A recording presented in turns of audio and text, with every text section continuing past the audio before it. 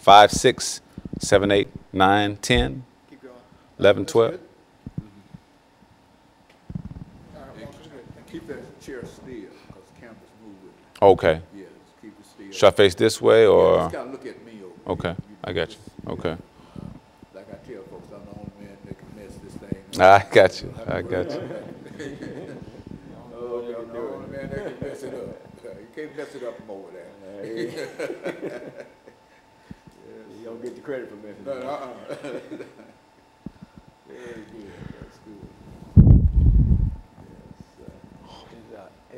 Did I hear it right? Ellen Pugh, is she challenging you? Yeah, and you know, for me, the issue, she Okay, very good. and a Good. guy Just wanted to from know. Woodbine area, and so really, what has happened is it's become more of a, I won't say distraction, but my niece is running for school board, and word I got was these folks were kind of encouraged to get in to keep me busy in the summer, so I couldn't help my niece as much as I want to. I can see how Right. So just enough to where you know, I got to go out and put up signs. I got to go up and have functions instead of helping her totally. So, but it goes against the whole grain of what we talk about. I'm all for getting out people who aren't doing a decent job, but you got somebody getting bills passed, helping folks. Yeah, right. What's That's- the end goal? Yeah, right. Absolutely. Absolutely. Absolutely. What are you gonna do that I have not done, and what are you gonna propose that I have not proposed? I like what Ludy Wallace said to me when he asked me about it.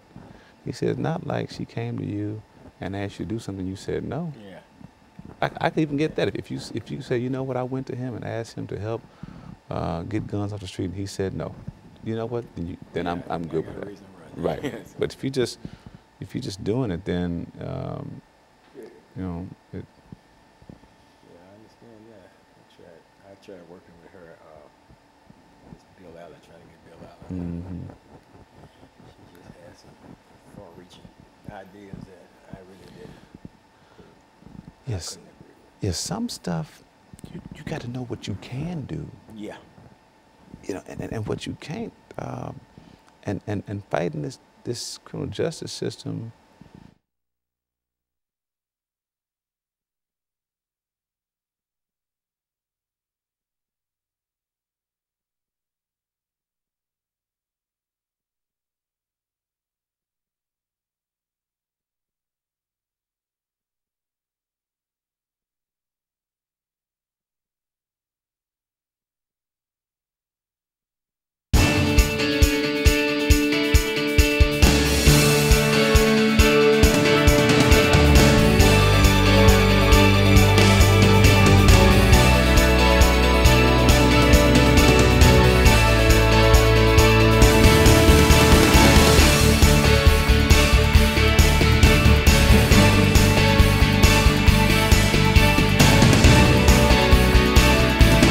Thank you and welcome to the show this morning. The topic this morning is the criminal justice system in Tennessee, and we're fortunate to have with us to talk about the criminal justice system in Tennessee, Pastor KWalker and Representative Love. And of course, let me welcome you, Pastor Walker, as well as Representative Love, to the show this morning. And I think, Pastor, you've been with us on many, many occasions, and I think that in a real sense, you are no stranger to our audience. And I often think about this young man on the end that we had his father in that same chair a long time ago. So we know about him as well as others. But let's give our audience an opportunity to get to know the two of you. Right. Start us off, Pastor, by giving us some information about your background, education, and experience. And then Representative Love will do the same thing. And by that time, we should be out of this first 6 minutes. And then we'll come back for the second segment and we'll deal with the criminal justice system in the state of Tennessee. Let's start off that way. Well, once again, Dr. Henry, I want to say thank you for always opening the door and the windows of opportunity to be able to share and talk about pertinent information. I'm Pastor Kelvin Walker. I was born here in Nashville, Tennessee. Born and raised here. Went to school, public school systems here. In my early life, I got in a lot of trouble in my life, experienced a lot of trouble, drug addiction, ended up incarcerated in the state prison system after having spent a little time in the Navy.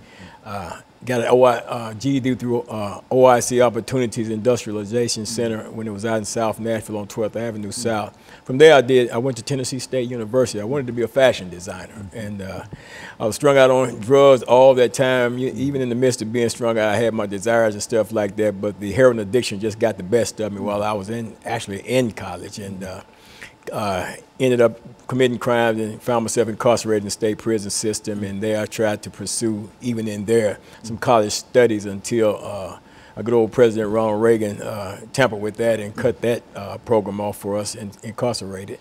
And got out of the prison system, unreformed, kept doing what I was doing in life. And back in August 24th, 1986, God divinely intervened in my life, struck down a 17-plus year drug addiction, called me directly into ministry, and I've been serving in ministry ever since that time.